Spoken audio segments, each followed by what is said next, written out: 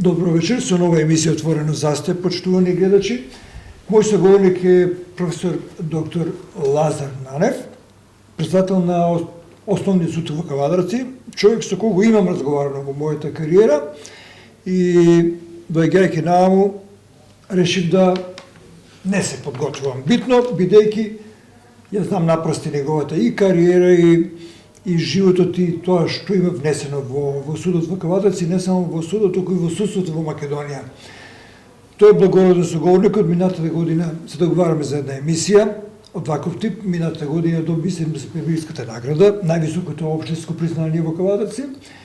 И мило беше да се видам, меѓутоа еве последна година успеам да го добијам во оваа емисија, не со зла намера, туку со намера да ги споделиме со вас резултатите од работата на Основниот суд во Кавадарци, воедно да го прашам за неговата кариера, како се одива, како тече процесот на дигитализација во Кавадарци и во судството во Македонија, и воопшто да проговориме за оваа фела на наши сограѓани кои се среќаваат со проблемите кои ги имаат индивидуално и овие општествените кои се малку поголеми и пошироки.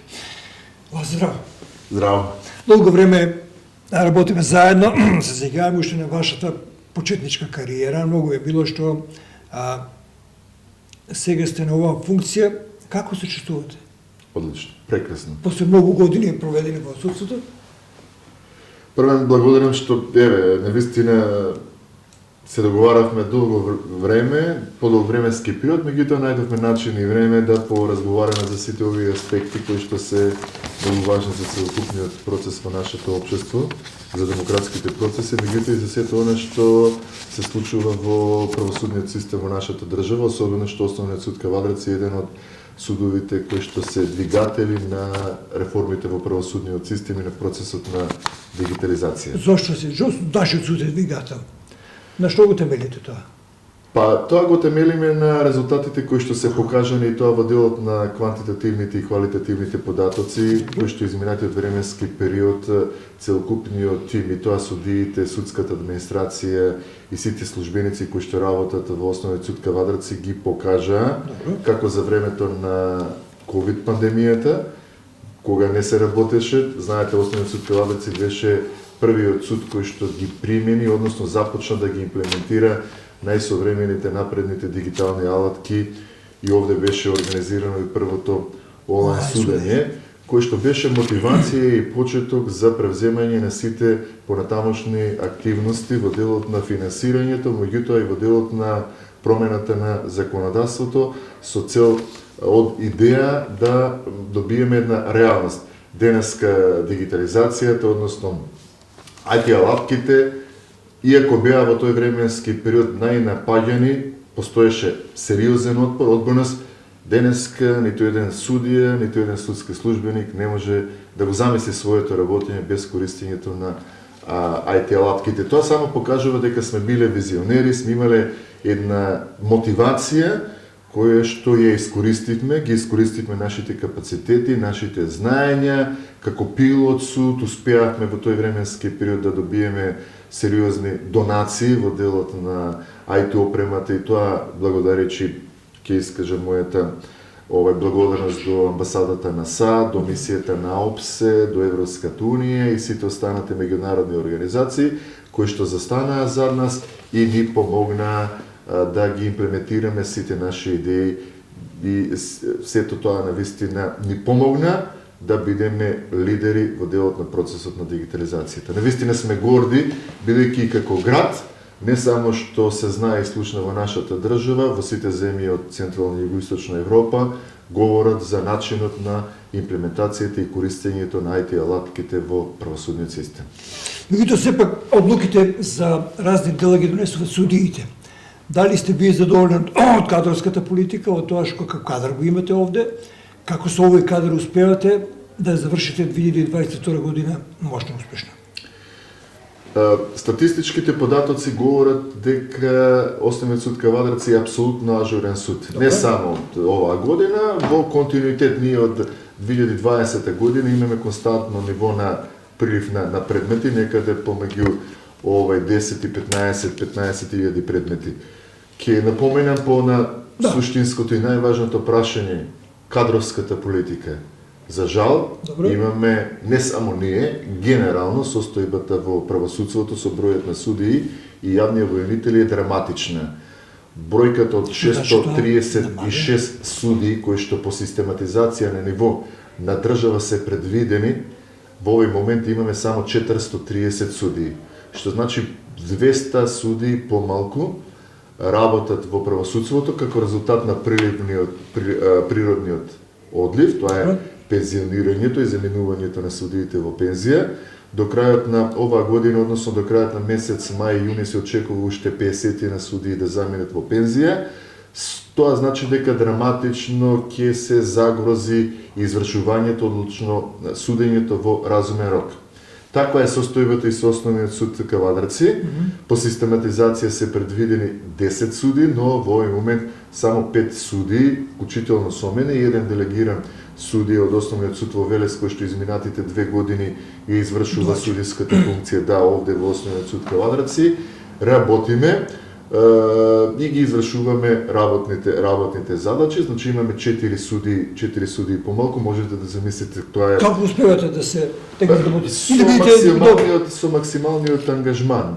Ќе ви кажам врз основа на статистичките податоци што всушност значи тоа, меѓутоа и дополнително напорите би рекол што ги прави судската администрација. Тоа се стручните соработници и целокупниот персонал кој што исто така се помагаат во делот на извршувањето на судските работи. Судиите судат, меѓутоа стручните соработници, морам да потенцирам дека во тој дел сме одлично екипирани. Имаме 10 стручни соработници, што значи дека на секој судија има стручен соработник кој што му помага во делот на пишувањето на судските одлуки и во останатите судски работи.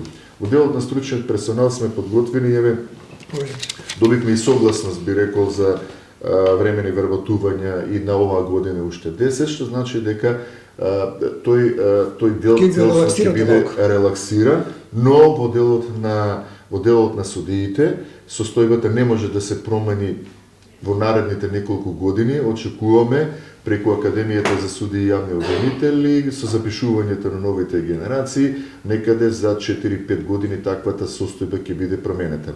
Во делот на квантитативните и квалитативните параметри морам да потенцирам дека минатата година ја започнавме со 889 предмети.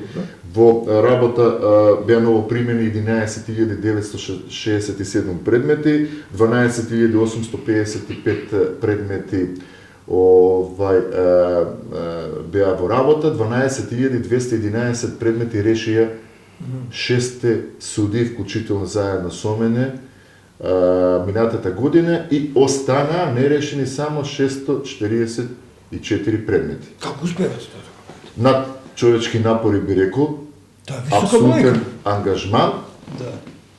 Тоа значи, овие статистички бројки значат дека во просек секој судија, бидејќи реков дека се решени 12.211 предмети, секој судија решил 2035 предмети просечно.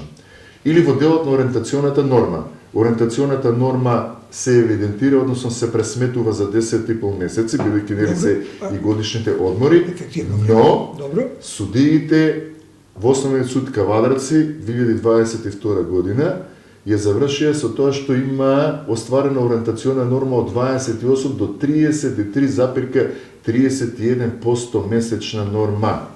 Или во просек 6 суди остварија 27,41 месечна норма, а месечната норма се пресметува за 10,5.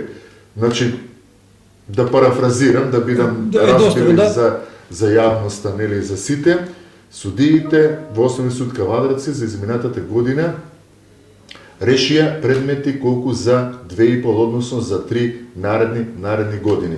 Тоа ја укажува ефикасноста, ажурноста на целокупниот судски персонал. Или, статистички, пак ќе потенцирам, 95% од вкупниот број на предмети во 2022 година се решени, а бројката од 644 предмети покажува дека само 5% од приливот на предметите не се не се решени. Меѓутоа тоа се предмети кои што и да сакавме не можеме да ги завршиме. Биле примени во Основниот суд Кавадарци некаде ноември, декември месец, кога веќе нели завршува годината и не можат да се завршат, односно да се закажат расправи и рочишта и да се завршат предметите. Но многу е важно во целата ситуација дека судењата се реализираа во најкраток временски период. Значи имаме судење во разумен рок и просечно трајањето на постапките во Основниот суд Кавадарци изнесува помеѓу 2 и 6 месеци. Тоа исто така ја покажува нашата подготвеност, односно нашата спремност, ефикасност, што не рангира да бидеме апсолутно ажурен суд. И за истата плата работат. Апсолутно. Треба да знаат граѓаните ако неколку пати повеќе. Треба да знаат граѓаните дека ако вие остварувате или покажувате ефикасност во своето работење и ажурност и сте завршиле за 2,5 до 3 години работа на ангажман, паричниот надомест е исти. Меѓутоа не заблегуваме. Тоа е едно од најсуптилните прашања кои што се однесуваат дополнително во делот на квалитетот на работата и што така би сакал да потенцирам, бидејќи работата на секој суди, односно на правосудните институции, меѓутоа и задоволството на граѓаните, перцепцијата што ја давате во делот на квалитетот на судските одлуки, вкупниот збир на квалитетот за минатата 2022 година, меѓутоа таа е состојба и на десетина години наназад, е 81% на потврдени предмети. Тоа сака да прашам. Значи има бројка од фантастични 81 предмет потврден, што значи дека не само квантитетот, апсолутно, не само квантитетот, туку судиите во Кавадарци покажуваат изворедно висок професионализам, меѓутоа и висок степен на стручност, односно познавање како на домашното, така и на меѓународното законодавство, бидејќи во последно време секој судија има обврска не само да ја следи домашната пракса, туку напротив, да ја следи праксата на Европскиот суд за човекови права, меѓутоа и сите останати меѓународни стандарди и права се со цел да бидат имплементирани во домашното законодавство како резултат на создавање на една нова перцепција, на нова слика, но меѓутоа и да се подобри задоволството на граѓаните кои што ја очекуваат таа правда. Како се задоволни граѓаните од пресудите? Гледате, ние немаме проблем во тој дел, бидејќи знаете и територијално на нашата подрачја, кога ќе направите анализа во делот на кривичната материја, меѓутоа и во граѓанската материја, имаме различни предмети по кои што постапуваме и тоа како предмети пред се од кривичната материја кои што се однесуваат против животот и телото, знаете, тука се нели убиствата, загрозување на сигурноста, телесните повреди, семејното насилство кое што во последно време е и така популарно, меѓутоа за жал. Имаме зголемување на бројот на предметите, понатаму кривичен дел од областа на имотните деликти, тука спаѓа кражбите, тешките кражби, измамите, понатаму злоупотребите на службената положба и кривични дела против здравјето на луѓето. Се знаете за време на ковид состојбата големиот број на предметите кои што беа завршени. Кавадарци исклучително голем број на предмети. Ние ги решаваме како казнени налози, меѓутоа имавме значителна бројка и наше учество, значително наше учество, меѓутоа особено овде морам да потенцирам на високите парични казни кои што беа изрекувани против граѓаните, односно сторителите на таквиот вид на кривични дела, но сето тоа се рефлектираше минатата година, бидејќи сите тие предмети после нивната правосилност и извршност, осудените лица за тој вид на кривични дела имаа обврска да ги платат. Тие не беа навистина мали, изнесуваа некаде од 500 па до 3 до 4000 евра. Во време на ова безпарица навистина тоа се високи финансиски средства, високи износи, но знаете тоа е еден вид на генерална превенција, односно превенција која што треба да доведе, односно директно да влие на евентуално наредните потенцијални сторители на кривични дела да се отргнат, односно да не ги извршуваат овој вид на кривични дела, се разбери специјалната превенција која што директно треба да влие спрема самото осудено лице. Судот е дигитално и кадровски екипиран. Се надеваме дека во наредните неколку години ќе имате и доволно суди. Кажете ми, дали во судскиот систем во Македонија треба нешто да се направи, да се стори? Многу често се зборува дека судската фела е во една тешка или лоша или незгодна ситуација во системот. Според вас, треба ли нешто да се направи? Треба ли да се реформира нешто?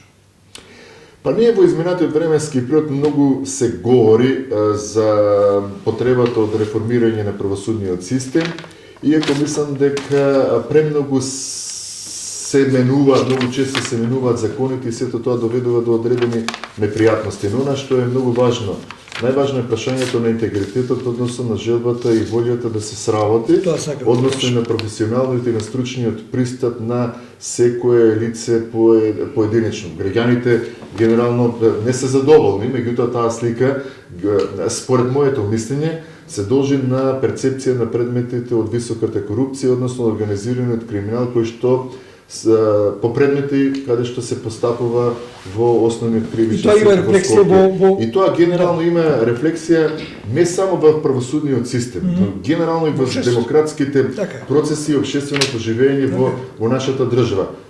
Тоа се предметите кои што беа наследени од специјалното јавно обвинителство, кој што постапуваше, и знаете, најголемиот дел на незадоволството на граѓаните се однесува токму на перцепцијата на работењето по таквите предмети. Ние сме суд со проширена надлежност, немаме таков предмет, тој е висок профил, но мислам дека генерално влие. Непријатно е кога ќе бидете експонирани во целиот тој процес. Генерално се говори за правосудниот систем. Ние сме во истиот кош, нормално меѓутоа што и да направите, сепак таа генерална перцепција се рефлектира на предметите од високата корупција. Најважно е правдата да биде брза и ефикасна. Бидејќи секој одовлекување на постапката директно влие и создава впечаток дека постои одредена скриена намера или позадина да нешто се крои, да нешто се договара и на тој начин да биде донесена судската одлука.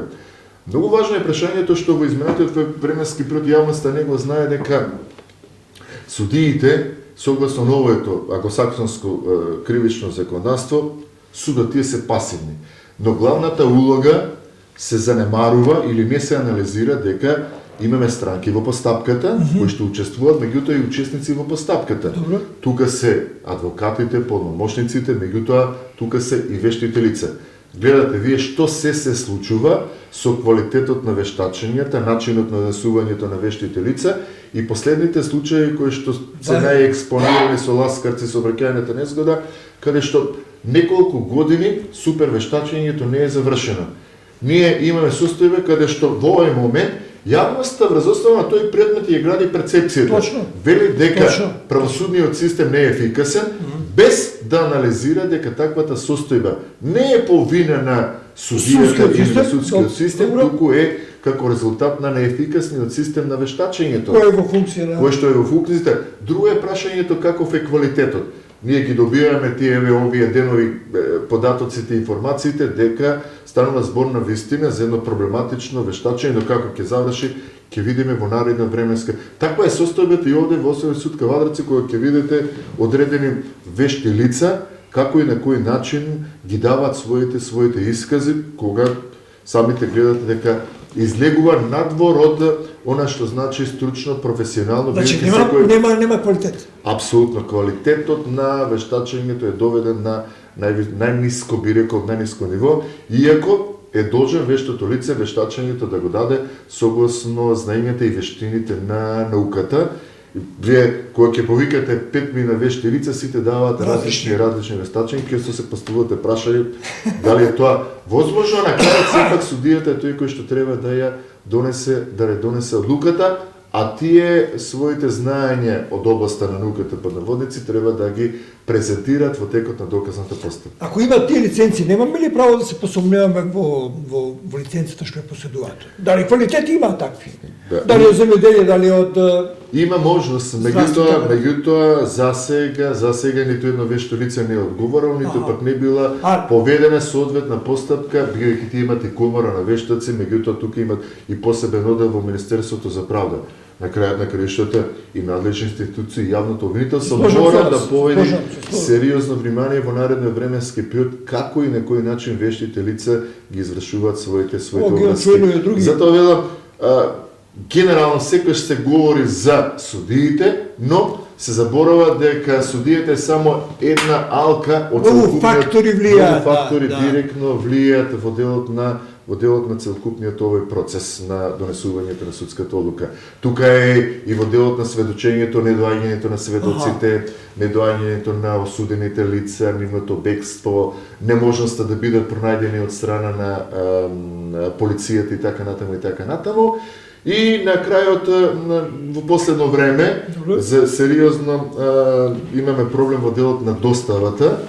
Едноставно морам да потенцирам дека анализите кои што се прават, поштата не функционира, доставата во градовите во нашата држава, замислите од Кавадарци до Струмица, Штип, Кочани да патува со месеци. Тоа е сериозен проблем. Вие имате ситуации каде што поголемиот дел од странките ќе бидат присутни, но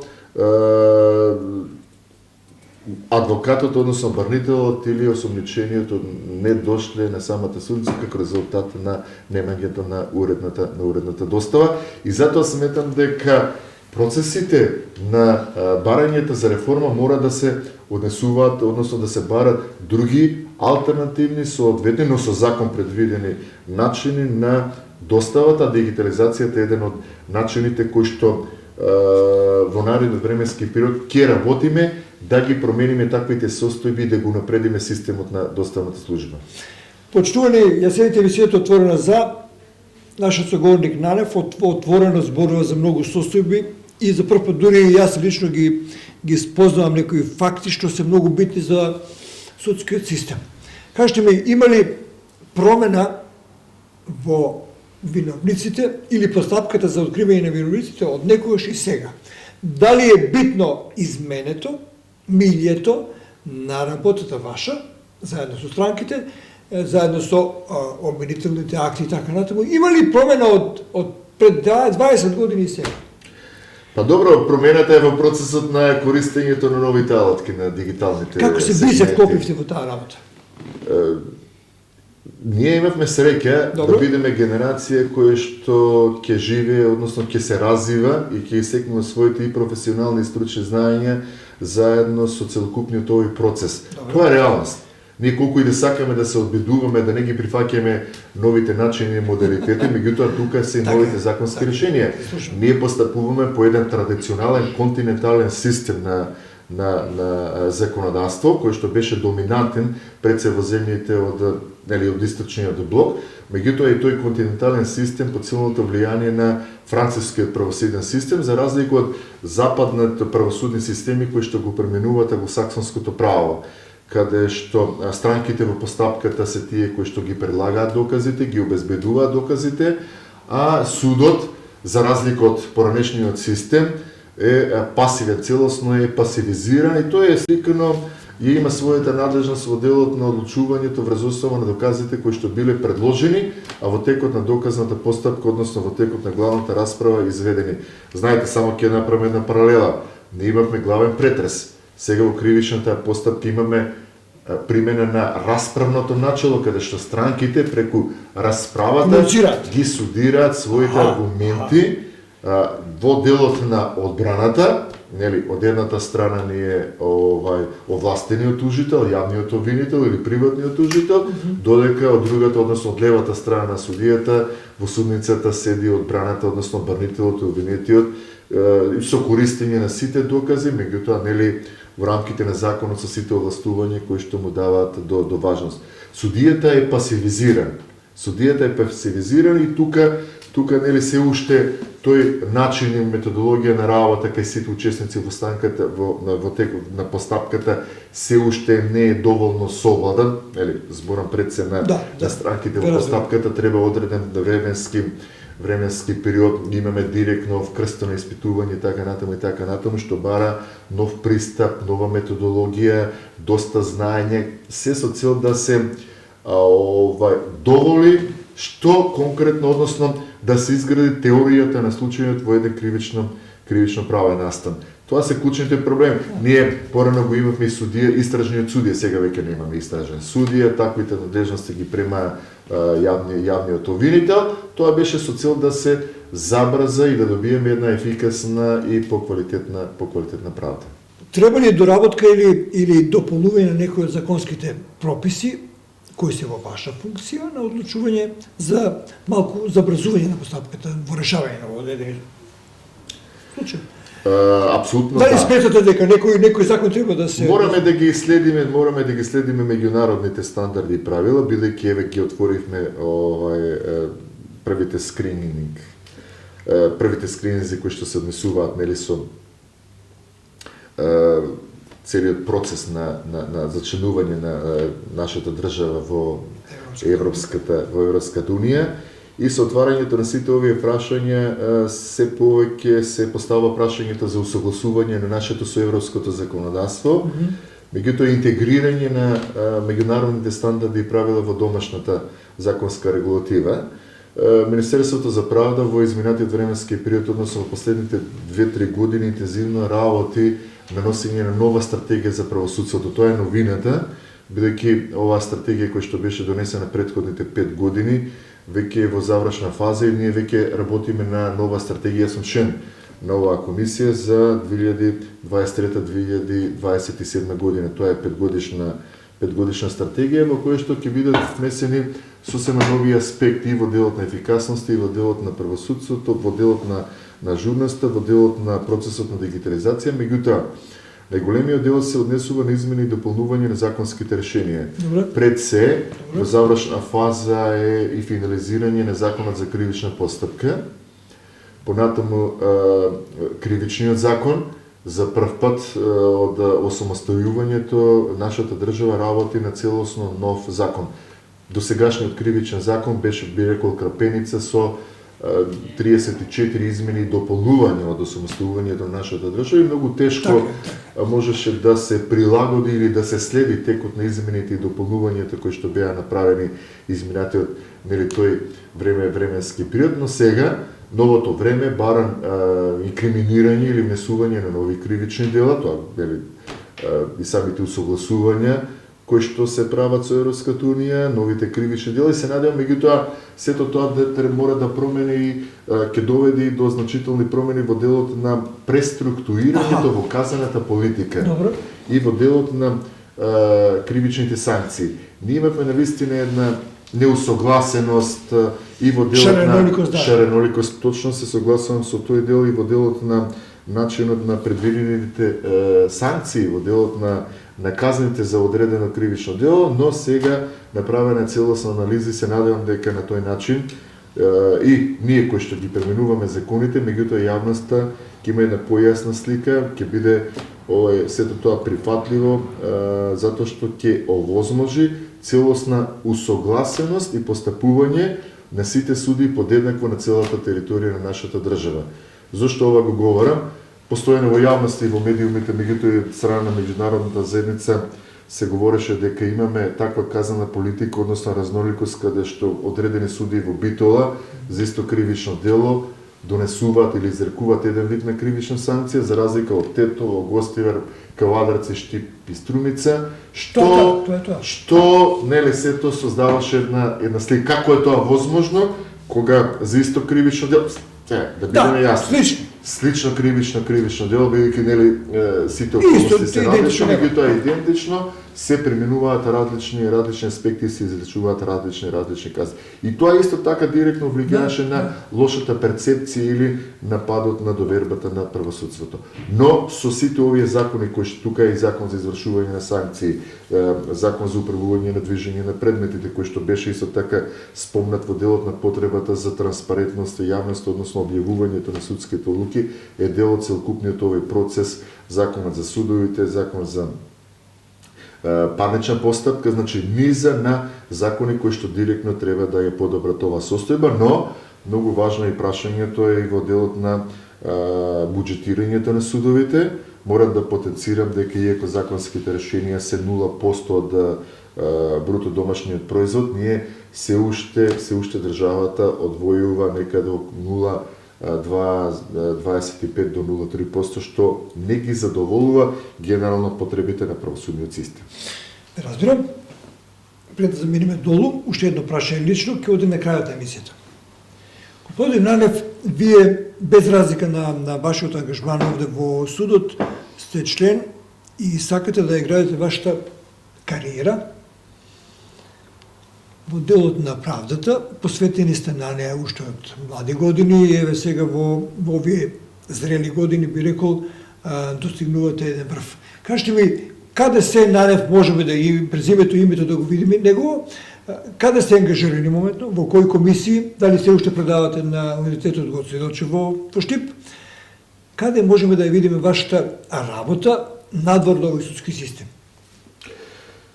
Добро, со науката Па и пишувате книги, па и закони пишувате, така натаму. Со науката се занимавам уште од моето вработување кога работев во полицијата од 96 година, кога ги почнав моите ангажмани, односно моите активности во науката и во делот на кривичната материја.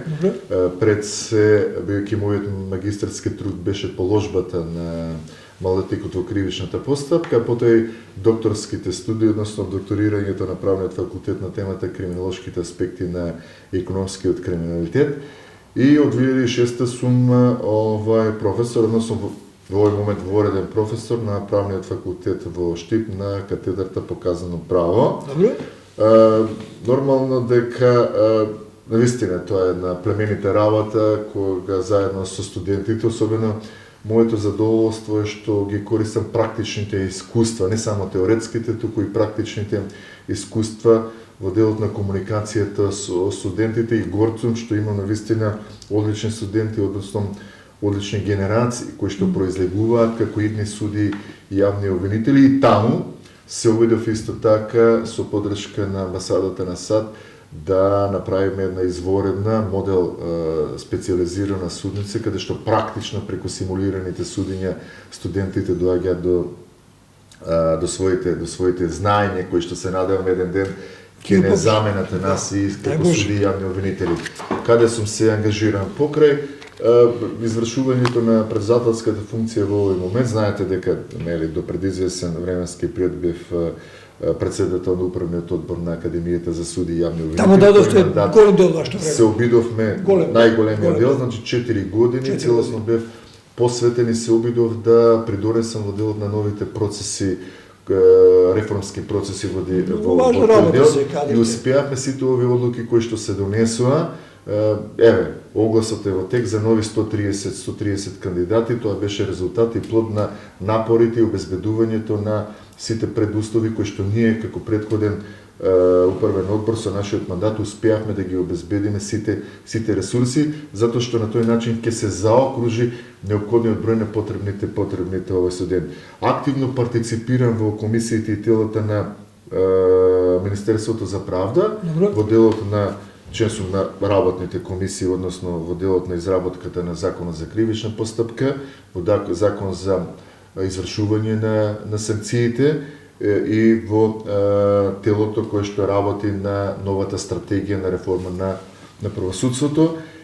Она што навистина би рекол секојдневно го работам и трошам мојата енергија во делот на процесот на дигитализацијата како председател на Советот за дигитализација на правосудството во нашата држава и мислам дека тука изминатите 2 години ја трошев во најголемиот дел мојата енергија преку комуникацијата со сите државни органи и институции, со сите физички лица, меѓутоа и со сите меѓународни организации, бидејќи тоа е едината генерално и потребата на нашиот правосуден систем, но не само потребата на нашиот правосуден систем, туку генерално на целокупниот процес на нашето општество, затоа што ефикасноста свативме дека и ниту ефикасноста, ниту ажурноста не може да се замени без тој процес на дигитализацијата, особено на работењето на интероперабилноста и поврзувањето на правосудните институции со сите државни органи,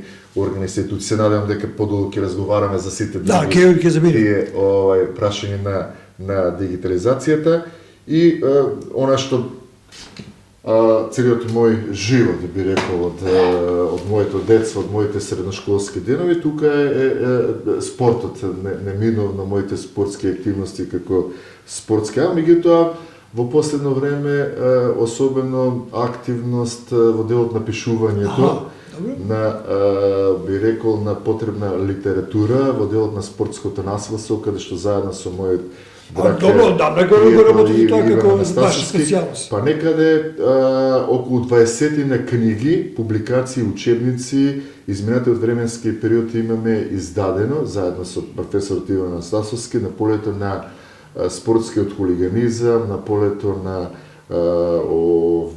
насилството на спортот, меѓутоа спортот во општеството и во овој момент работиме на креирање, значи еден тим од мои драги колеги професори, работиме на новиот закон за спорт. Тоа ќе биде навистина новина, бидејќи пред десетина, односно пред 5 месеци го организиравме самит за Today Sports, каде што ги наметнавме клучните прашања и тогаш ги дадовме и публикацијата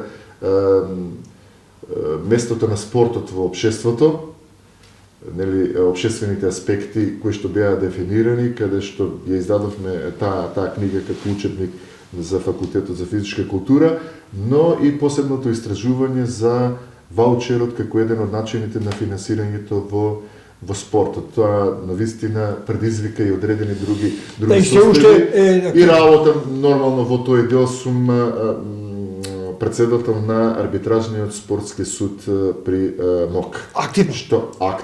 Активно, што навистина ми дава една посебна енергија, посебна мотивација, затоа што ми овозможува комуникација со моите колеги од целиот свет.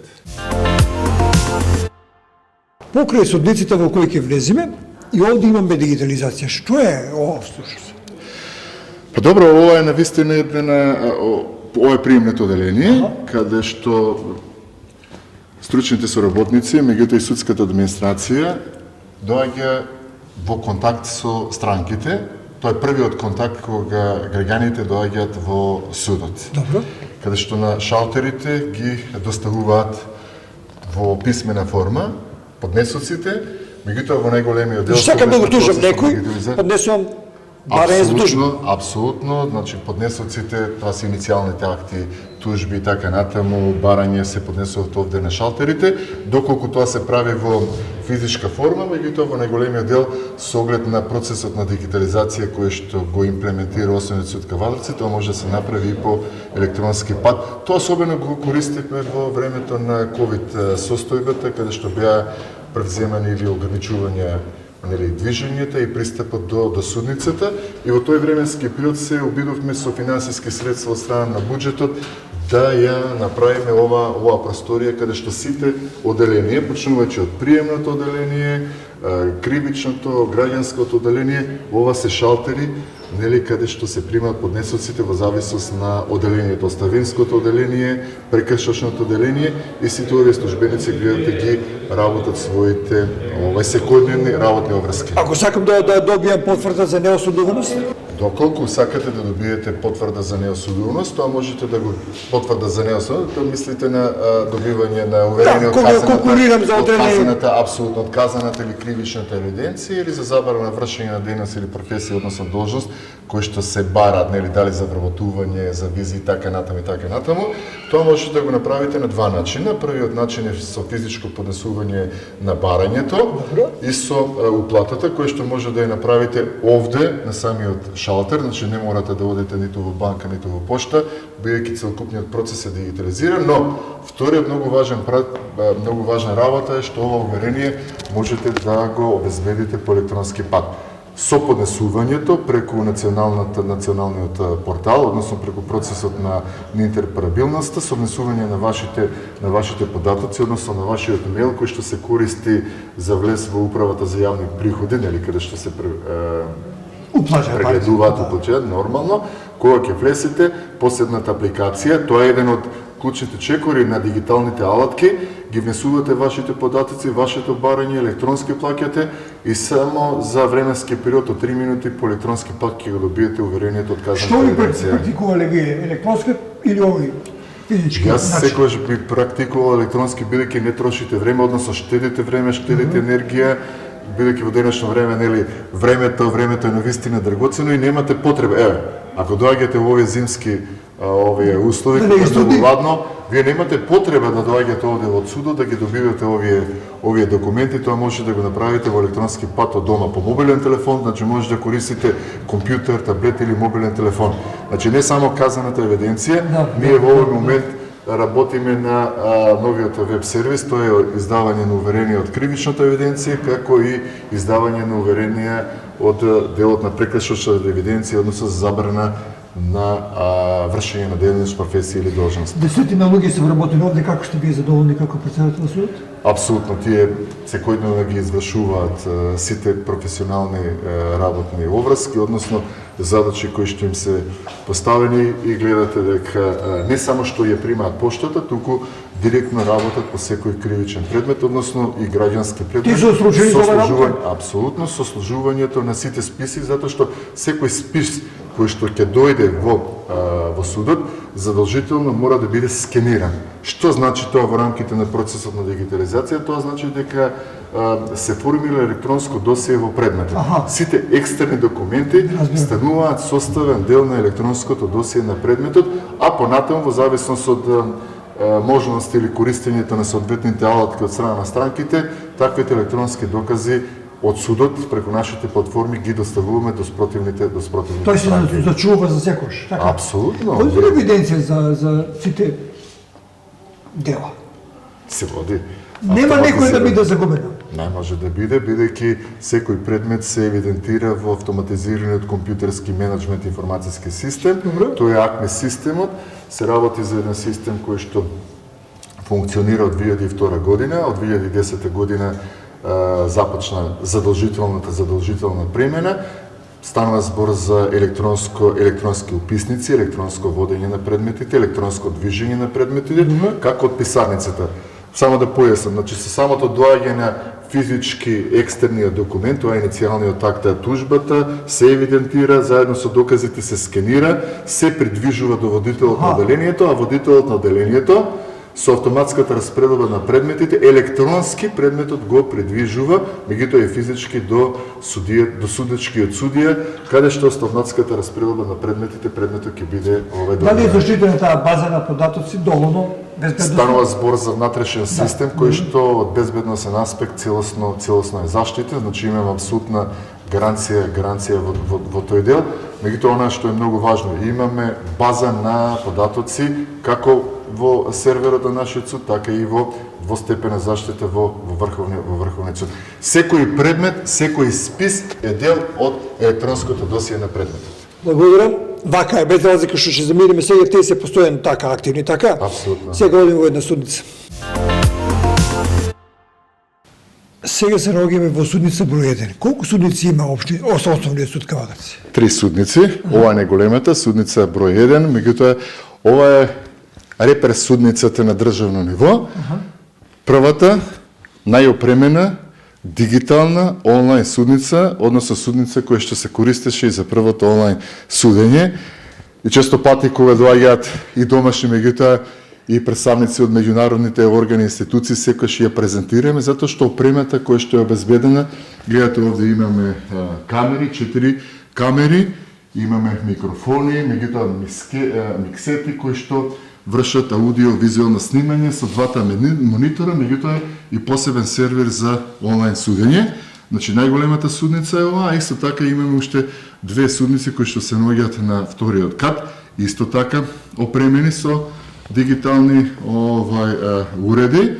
Една од судниците минатата година во овој временски период беше пуштена во работа преку мисијата на ОПСЕ, а ова судница беше опремена со финансиски средства и опрема од страна на амбасадата на САД. И очекувам, се надевам дека оваа 2023 година ќе се обидеме да направиме уште една судница, 4 судници, што навистина ќе биде импозантно Со согледало за кавадарци. за кавадарци, за нашиот град, меѓутоа и во делот на насоките на подобрувањето. Ние велиме квалитетот на правдата, меѓутоа и подобрувањето на квалитетот на условите за работа на вработените во судот, како на судиите.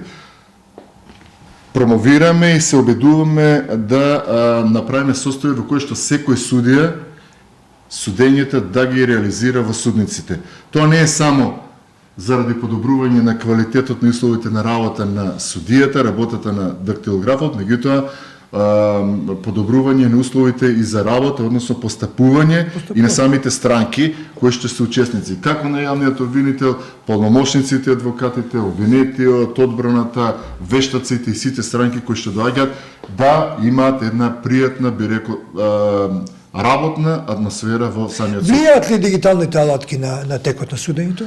Тие помагаат директно во делот на забрзувањето на постапките. Во оваа судница која ќе погледнете мониторите, тие служат за презентација на доказите кои што се доставуваат во електронска форма. И се забрзува процесот, не се чека да дојде. Меѓутоа, вие во последно време се повеќе се користат аудиовизуелните записи, нели, преку камерите каде што се снимаат одредени кривично-правни настани или биле снимани, сето тоа мора да биде изведено како доказ во текот на постапката и затоа мониторите се користат заради изведување на овие докази, односно репродуцирање на аудио-видео записите кои што ги имаме дали на USB, CD или пак на некој друг медиум. Овде е се завршено, треба уште нешто да се додаде во ова судница? Не, ова е апсолутно целосна функционална судница со сите аспекти, иако останатите други две судници во процесот на дигитализација неопходно е потребно да се обезбеди лиценца за FEMIDA системот. FEMIDA системот овозможува аудио визуелно снимање на предметите, меѓутоа не само за оваа судница, генерално преку Советот за дигитализација на правосудството работиме на обезбедување на 80 лиценци за FEMIDA, како би биле обезбедени сите судници во нашата држава. Генерално ќе напоменам дека работиме на дигитализација на 186 судници, кои што ќе бидат во наредниот период опремени како судовите, односно како овие судници во Основниот суд Кавадарци, а тоа значи дека ќе се подобри квалитетот. Морам да потенцирам, не е исто да судите во судница во која што немате дигитална опрема, во која што не се снима, ниту аудио, ниту пак аудио-визуелно, ова од причина што пристапот е сосема различен. Одговорноста, стручноста, професионалноста, однесувањето, изведувањето на доказите, вниманието како ќе се однесувате према судот, односно како судот ќе се однесува према странките со изведувањето на доказите, и те како влијае на квалитетот на правдата, а тоа не е целта која што сакаме да ја постигнеме со користењето на дигиталните алатки. Медијација. Намерно или не, господинот Нанев не го спомена во него за него ангажирање или зборување. Тој беше поборник на една новина за тоа време, пред многу време, наместо да се дојде овде во судот, предметот да се реши дома или во некоја друга просторија. Тоа се вика медијација. Кога се или судија медиира меѓу две странки, да не се дојде на судот, да се избегнат трошоците и да не се суди. Медијација. Многу убав термин, меѓутоа во Кавадарци и во Македонија не заживеа многу. Вие бевте поборник на медијацијата. Докторе, може да чуеме нешто за ова? Па, благодарам што ме подсетивте, бидејќи ова го работевме многу години, па сигурно 15-20 години, нели, тоа е 90-тите години или кога ги анализираме, бидејќи процесот на медијација беше една новина, која што се вклучуваше во кривичното пред себе малолетничкото законодавство, сега во постапките за деца. И јас многу сум пишувал, имам издадено 3-4 труда и 2 книги кои што се однесуваат на процесот на медијација во делот на постапките. Јас ги имам читано, затоа бе ставија печаток. Тоа се еден нов пристап каде што меѓународната заедница се обидуваше да овој нов систем би рекол одредено влијание кое што доаѓаше пред се од скандинавските земји, Норвешка, пред се од Норвешка да го имплементираме, ние се обидовме да го внесеме во кривичното законодавство. И тоа постои како спрема сторителите за деца, меѓутоа и спрема полнолетните сторители за кривични дела, меѓутоа таа медијација е задолжителна во граѓанското законодавство, односно во трговските. Значи имаме озаконето на некој начин. Имаме озаконето и тоа е навистина добро. Сосема е друго прашањето колку граѓаните се подготвени, морам еве да ви потенцирам. За жал, граѓаните во нашата држава и во нашата општина едноставно сакаат да се судат. Не веруваат на процесот на медијацијата, односно некако не веруваат на самите медијатори, како да им е посигурно, тие велат да, добра е медијацијата, може би со помалку средства ќе го завршам предметот, затоа што медијацијата штеди и време и енергија, меѓутоа брзина и ефикасност. Меѓутоа вели јас сакам во секој случај пресуда. Судијата да донесе, значи сакаат да се парничат, сакаат да се судат, сакаат да доаѓаат да бидат присутни во дали во нашиот менталитет? Па тоа е во менталитетот генерално на сите граѓани во нашата држава. Не сакам да употребам термин дека ние сме кавгаџи и сакаме постојано да се судиме, терминот и така натаму. И затоа ние имаме состојбе каде што еден судија во текот на годината решава по 2000 предмети или има по по 3000 предмети во работа. Јас во текот на октомври месец, заради процесот на дигитализација, односно за креирање новиот АКМИ систем, тоа е автоматизираниот компјутерски менеджмент информацијски систем, кој што ги управува движењето на предметите, тоа се електронските уписници. Имав една недела работна студиска посета со министерот за правда и со делегација, тоа се членовите на Советот за дигитализација, да го посетиме Осло и нивниот правосуден систем, да видиме како функционира. Бевме во неколку судови. Знаете, вие добивате впечаток каде што еден судија во текот на годината има од 20 до 30 предмети. На прашање на делегацијата како е тоа можно, одговорот беше дека граѓаните веруваат во правосудниот систем, веруваат на судиите, меѓутоа веруваат и на самите закони. Едноставно не се парничат.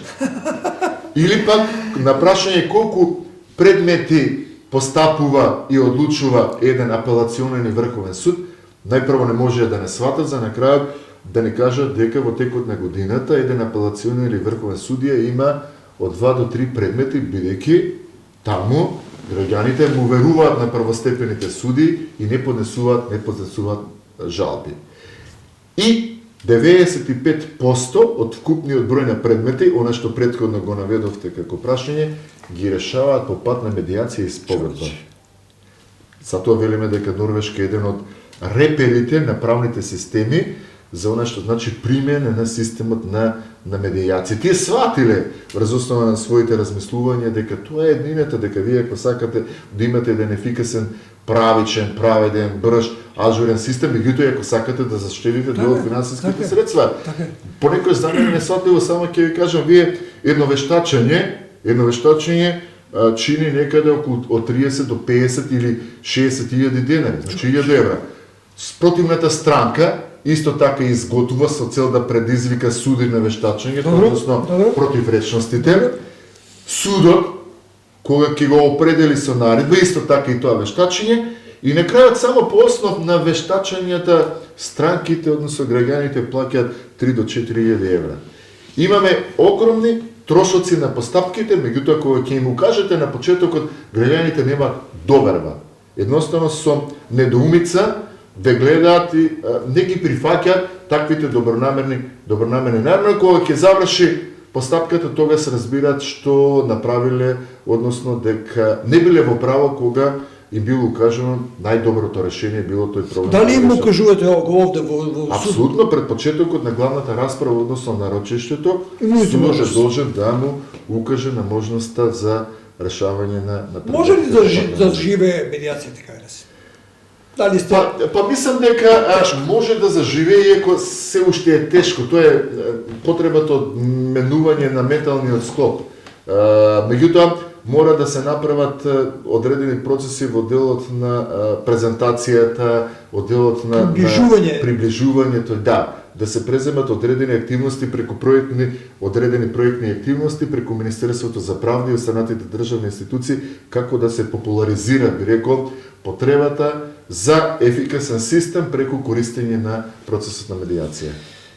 Знам дека уште многу би изборувале, со вас би може да направиме серија на емисии за спортот, за законите, за судството, меѓутоа овде ќе завршиме. Благодарам што ми бевте гости. Благодарам и вам.